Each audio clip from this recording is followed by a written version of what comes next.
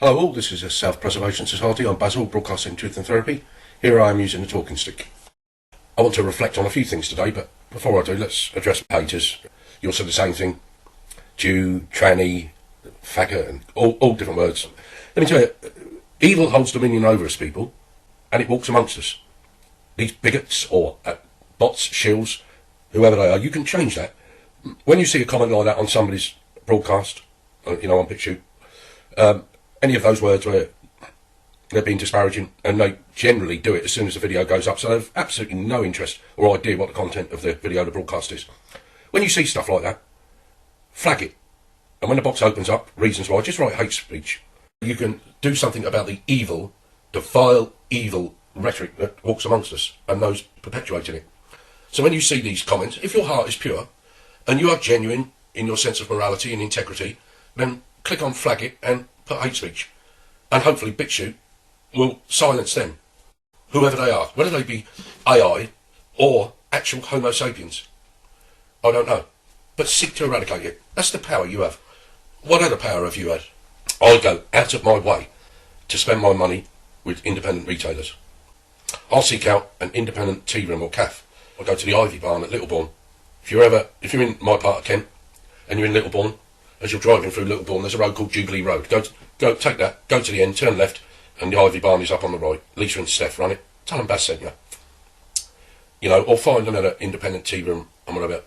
But how many of you yesterday, on that march, marching for freedom, were putting money towards your enslavement by buying at McDonald's or Pret a Manger or KFC or Costa instead of seeking out an independent cafe or retailer? America has got approximately 750 military bases throughout the world. Great Britain was founded upon the British Empire, where the people of Britain went out over a couple of hundred years and colonised the world. In times gone past, it would be Britain that had hundreds and hundreds of bases throughout the world. America has taken up that torch. Long ago, it has taken up that torch. So those hundreds of thousands, at some point 2 million over the last year, walking through London, doing the same thing over and over again and bringing no freedom back, and you're compliant and apathetic to it and allow it to continue. You march for freedom, doing the same thing monthly, and you've brought no freedoms back with you while you're on your marches, drinking your Costa coffee and eating your McDonald's burgers. I'm trying to empower, enlighten and enable you to see beyond the illusion that controls you and has always controlled you and your parents for the last 200,000 years since we were created in our present form in a petri dish. They control us because we were created to be their slave species. All they're doing is playing with you. History shows you that. His story shows you that. They play with you. Setting you against each other is their greatest tool. Wake up. Stand up, or shut up, and just go along with it. Continue to go along with it. Something that's been going viral is chat between two great mainstream media truthers, and that's what they are. That's all I've seen, people mirroring that. The truth is not a business, my friends. It is a way of being, a point and state of awareness and knowing. It's not a business. Freedom has no price that can be put on it. You can't buy it, you have to be it. Stop listening to shills like that are trying to sell you something, trying to keep you in the system by getting t-shirts, books, DVDs, investing. That ain't going to do that for you. Wake up. There is no great awakening. There cannot be a great awakening all the while you're trying to dominate the system that enslaves you. There is no great awakening until you build a new system that makes it obsolete. There is no great awakening. You've got somebody, another mainstream media truther, who's popping up every time I open a video on BitChute, always starts his presentations off, we're trying to get you to invest in gold. It's part of the system that enslaves you. And yet, this mainstream media truther, 6-figure followers on BitChute, and they swallow all that shit. So don't tell me, or try to convince me there's a great awakening when people are still so deeply embedded and embroiled in the system, they cannot see the wood for the trees. Wake up. They play us. They're always playing us, and we play along with being played because we don't know any better and we don't seek to better ourselves. Well, I do.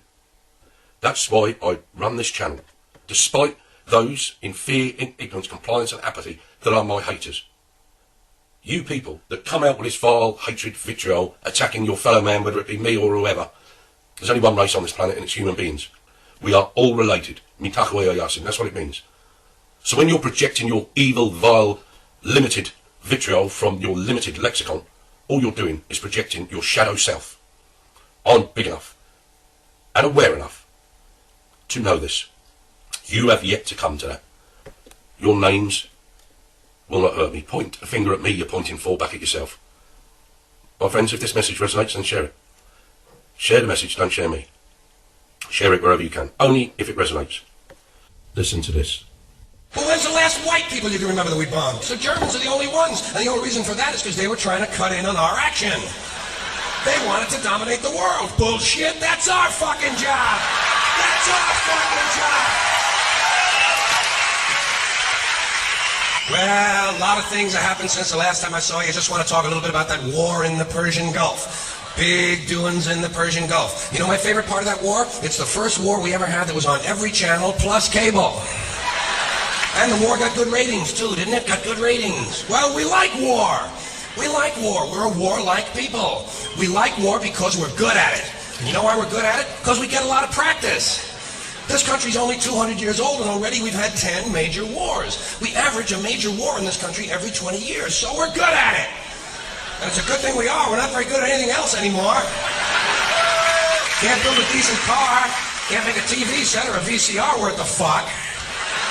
Got no steel industry left. Can't get health care to our old people. Can't educate our young people. But we can bomb the shit out of your country, all right? Huh? We can bomb the shit out of your country, all right? Especially if your country is full of brown people. Oh, we like that, don't we? That's our hobby. That's our new job in the world, bombing brown people. Iraq, Panama, Grenada, Libya, you got some brown people in your country. Tell them to watch the fuck out, or we'll goddamn bomb them. But when's the last white people you can remember that we bombed? Can you remember the last white? Can you remember any white people we've ever bombed?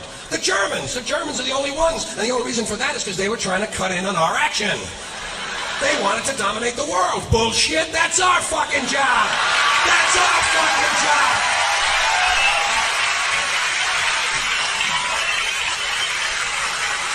Now we only bomb brown people. Not because they're trying to cut in on our action, just because they're brown.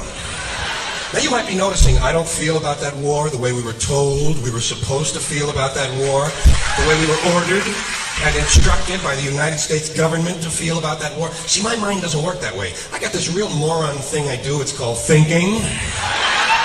And I'm not a really good American because I like to form my own opinions. I don't just roll over when I'm told to. Sad to say, most Americans just roll over on command. Not me. Not me. I have certain rules I live by. My first rule, I don't believe anything the government tells me. Nothing. Zero.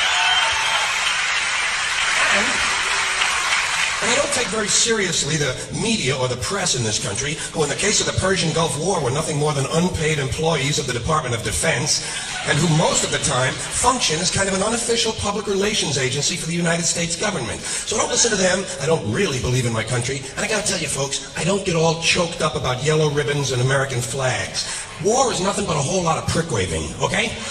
War is just a lot of men standing around in a field waving their pricks at one another. Simple thing, that's all it is. Men are insecure about the size of their dicks, and so they have to go to war over it.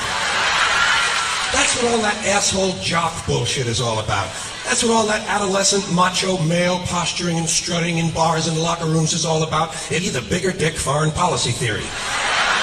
It sounds like this. What? They have bigger dicks? Bomb them! And of course the bombs and the rockets and the bullets are all shaped like dicks. It's a subconscious need to project the penis into other people's affairs. It's called fucking with people. So, as far as I'm concerned, that whole thing in the Persian Gulf, nothing more than a big prick-waving dick fight. In this particular case, Saddam Hussein had challenged and questioned the size of George Bush's dick. And George Bush has been called a wimp for so long. Wimp rhymes with limp. George has been called a wimp for so long that he has to act out his manhood fantasies by sending other people's children to die. Even the name Bush is related to the genitals without being the genitals. A bush is a sort of passive secondary sex characteristic. This whole country has a manhood problem. Big manhood problem in the USA. You can tell from the language we use. Language always gives you away. What did we do wrong in Vietnam? We pulled out. Not a very manly thing to do, is it? When you're fucking people, you gotta stay in there and fuck them good, fuck them all the way, fuck them till the end, fuck them to death, fuck them to death.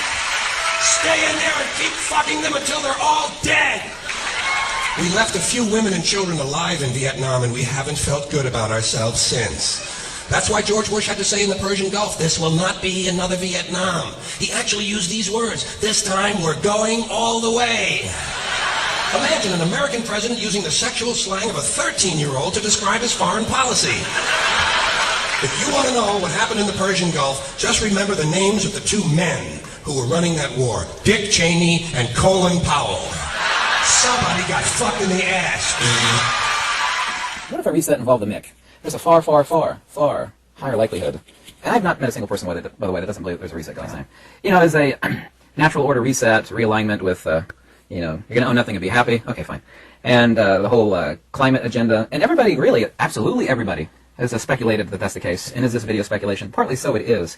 But let's be demonstrable here. Use facts, logic, and wisdom to analyze this closely. And this is not a video about a reset or the reset, however you want to think about it.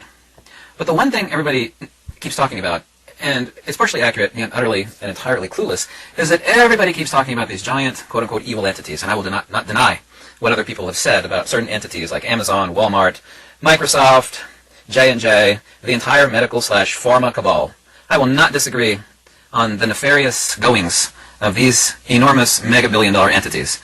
But here's something that you need to consider, and I've not heard a single bleeping person ever mention this in live stream or anywhere else that I know of, and that is beware the Mick. If you took all of these entities, these enormous billion-dollar entities that I just mentioned, and you lumped them all into one giant ball of something horrible and wicked, it would be a pea relative to the largest boulder you've ever seen compared to the Mick, i.e. the military-industrial complex. Why has nobody mentioned the Mick? Literally, money-wise, clout-wise, insofar as the number of powerful entities that they have on the end of a string, like a puppet, and this is not my feeling, opinion, or belief, or conjecture, is enormous. The Mick, short for military-industrial complex. Weapons, every form of military equipment imaginable. Not only for production for the United States, but also too for sale overseas. It is a gazillion times bigger than every single large mega-billion-dollar industry that you can think of that everybody keeps talking about over and over again. All of those huge entities are collectively not even a scratch compared to the Mick. Why doesn't anybody ever make mention of that? No beast is bigger, or more hungry, and more dangerous than the Mick. These people have their hands into every powerful entity. This is not like conspiracy. These people have more influence, more power than all of these other entities combined that everybody keeps talking about. I've never heard anybody. Everybody keeps mentioning these companies, but they never mention the Mick. If you want a basis for the Mick, you want a basis for the fact that the United States has been borrowing money like a nut job and printing money like a madman. All indicators are, just like this happened in World War II and it's happened in other times in the past, that hot wars eliminate debt and excessive money printing. It does. It literally does. Look it up. Don't believe me? Look up your history. What got us out of all of the debt, the money printing, and the woes and the ho-hums of the crash of 1930? Of course, we didn't start in the United States. Of course, people argue the United States is partially responsible for World War II. You can argue that all day long. But what got us out of it was a hot war. What feeds the hot war? Well, the Mick feeds the hot war. Everybody keeps talking about the reset, and I don't deny the reset. Nobody I know, absolutely, literally nobody I know denies the reset. They say, well, it's being spawned by the WEF and this Klaus guy. You will own nothing and be happy. And it is the idea that, we're going to get down to like using nothing, and it's going to be a whole kumbaya environmental reset. That's the whole thing I've ever heard. When you set up massive instability globally, which is exactly what's going on, you take the entity with more influence and more power and more absolute, total hegemonical control over everybody in Washington. You've got the Mick. There is literally, and this is not my opinion, it is a cold, hard, written in stone fact. There is no beast bigger, more hungry, and more dangerous than the Mick. And there's not a single person out there that I know about that's talking about that fact. There's like a gazillion videos on the Tube and BitPoop and Odyssey and every other website talking about old Klaus, the WEF, and climate reset. That's all they talk about. You set up global instability, you're causing the Mick to do this and just rubbing your hand thinking the trillions of profits. Have you ever thought about why the United States government has been printing money like the world is ending tomorrow and it is in deeper debt than it's ever been? Have you ever thought about that? But everybody keeps putting the blame on the reset over here. And I'm telling you, there's something that's 1,000 times more powerful and 1,000,000 times more dangerous and 1,000,000 times more likely to be the cause of the reset, and that's the Mick. And not a single person other than myself is talking about that fact. Stick that in your pipe and smoke it. Military-industrial complex. Everything that it feeds, it's a monster. Every other big company that you guys keep talking about is nothing other than some fly poop on the wall compared to the Mick. Every one of them. Amazon, Microsoft, every single one of them. And that is a cold, hard, demonstrable, undeniable fact. It's the biggest fact on this planet, actually. Everybody loves to talk about these big companies. And they're not wrong about them. But they're absolutely nothing compared to the Mick. And if you don't understand that, you don't really understand anything. Lux Emeritus. Goodbye.